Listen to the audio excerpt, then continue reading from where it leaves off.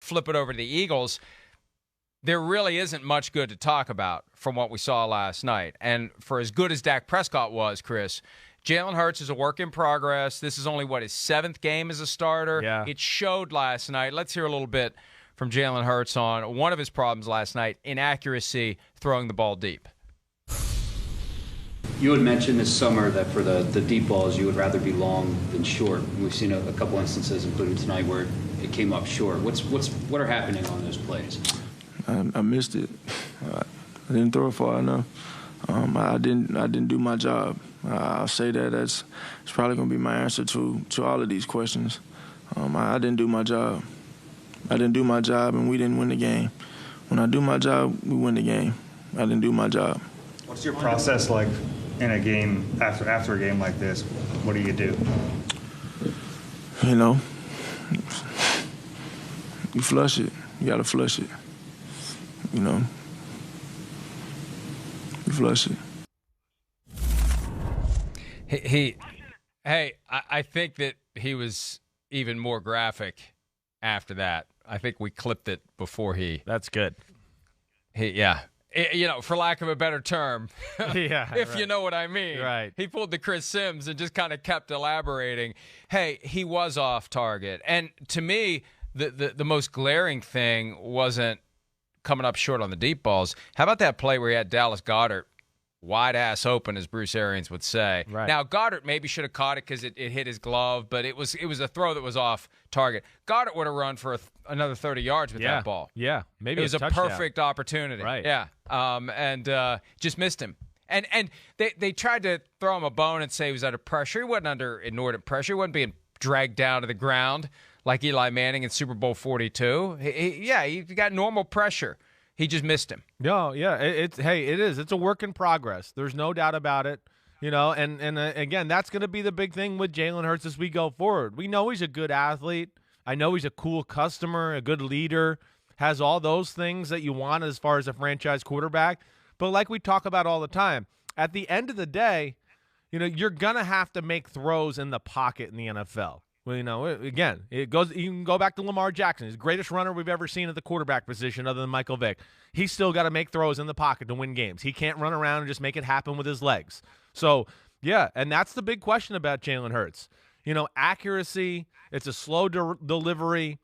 To miss that go ball on the right sideline, the interception, the first one. I mean, hey, that was not underthrown. That was grossly underthrown, like 10, 12 yards underthrown. This ball should be in the back of the end zone, touchdown. But he doesn't, I don't know. He just tries to be too careful with it, which I don't understand. And then, the other aspect of it, too, is, and of course here, not good pass protection. And now they got forced into a game they don't really want to play. But there, staring down the target like Brian Greasy and Louis Riddick talked about, then added to a very slow and deliberate delivery, it's less than. And what people don't understand, too, and I know Brian Greasy and Louis Riddick tried to explain this a little last night, and this has always been my concerns with Jalen Hurts. Yes, we see the inaccurate throws and everything like that, but we also, if you watched film, you'd go, man, there's a few plays every game where you go, he left the pocket and ran and got 6 yards, and that was cool. But what was a lot cooler was there was a guy down the middle for a 50-yard gain, or there was a guy screaming across the middle on an in-cut for a 25-yard gain. And, everyone goes, well, look at him. He's a double threat running back. And I want to go, well, I mean, he's leaving yards on the field. And that's going to be the big question. And that's why I think Philadelphia is totally still in the evaluation stage, because they've seen these issues and they know there's some issues with his throwing, and we'll see how it goes going forward. Yeah, the best running quarterbacks, in my view, run when they have no other choice. Right. And when they know that whatever they can gain with their legs is more than what they would gain by throwing the ball. And if you're running and gaining 10 when you could have found a guy that had gained 20, that's a bad decision by the quarterback. And speaking of running, now, on the surface, the Eagles had 12 rushing attempts last night. The problem is Jalen Hurts had 9 of them. The running backs for the Philadelphia Eagles had only 3. And Nick Sirianni was asked about that after the game. Specifically, Miles Sanders got 2 carries. Oh, we don't have the SOT. The thing in the document that says lead to the SOT doesn't say we Pete's don't all have over it. the It place says today. All over the lead place. to it. Pete, the Oh, right he's got it now, words Mike. are, Mike, do it now. Don't do it. Do it now. Don't do filibustered it. long enough. We're going to do it live. Pete is going to flush this show, possibly during the show. Here's Nick Sirianni on Miles Sanders having only 2 carries. Well, the first half, just with how that went, without getting a lot of plays, it kind of put it. Those numbers get skewed sometimes. I mean, I know they are what they are, but when you don't have that many plays in the first half, whether you because you have penalties that stop drives, the defense was on the field quite a bit, and then you're in a position in the second half where we're down 2 scores the whole time. That's where that kind of comes into play. I know we were trying to get him the ball on some screens and stuff like that, but obviously he's a good playmaker and we want him to touch the ball more. Just the way the game went, we weren't able to do that.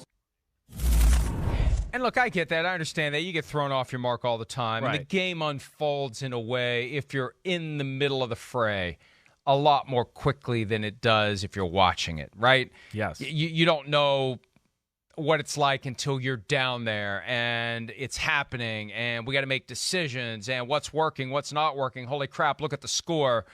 I understand it. I get it. But man, when you got a guy like Miles Sanders who did well when he had the ball, in hindsight, it does create some questions about why, just kind of settle things down, kind of establish control, have a long drive, give the defense a rest. A lot of the football cliches we've heard about for years went out the window. There was just kind of a desperation that came into the Philadelphia offense. It's almost like they decided they were going to try to match the Cowboys blow for blow. Like, look at what you're doing with Dak Prescott. We're going to do it with Jalen Hurts.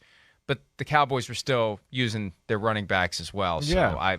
I look, Nick Sirianni's early in his career too. It's only his 3rd game. I want to cut him some slack, but they considered experienced guys, inexperienced guys. This was their best guy, and this is a team that's going to be held to a high standard, and he's going to be held to a high standard, and it goes to the territory at this point. If you're only going to use Miles Sanders 2 times on running attempts, you're going to get called out for it, and no effort to make excuses for it is going to make sense. Yeah, no, yes. Hey, the first half was tough, right? I mean, they got dominated the first half, and then your defense scored a touchdown, so they weren't on the field a whole lot. They weren't. It goes back to, I think, a little bit, Mike, like we talked about.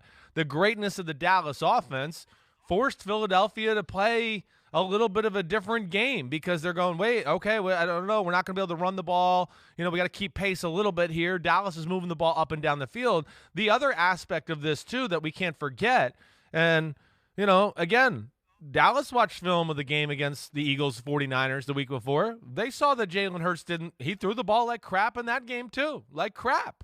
I mean, he was 12 for 23, and a guy fell down, and he got a 90-yard completion on one of the plays. Or on a double move on just a go route up the right side. That was all they had. So defenses are playing run. They're inviting the pass from Philadelphia right now. They're going, go, throw it. Your offensive line is overpowering.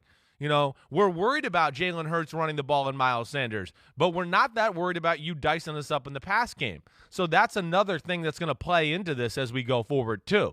They're going to see a lot of run defenses and heavy boxes until he kind of shows like, hey, he can consistently move the ball in the pass game. So it's something to watch going forward with Jalen Hurts and the Eagles offense. Hi, I'm Mike Tirico, and thanks for watching. Make sure to hit subscribe for the latest news and highlights from NBC Sports.